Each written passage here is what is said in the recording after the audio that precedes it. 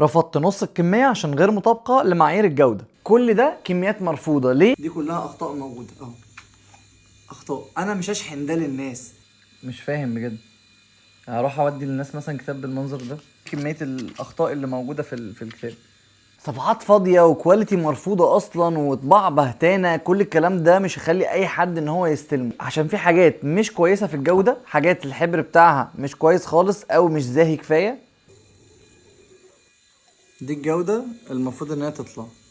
بعض الصفحات بتلمع شكلها كويس، نفس الكتاب فيه حاجات فاضية، وجزء تاني من الورق معمول بجودة مختلفة. دي 80 جرام ليزر، ودي اسمها كوشيه أوروبي لامع.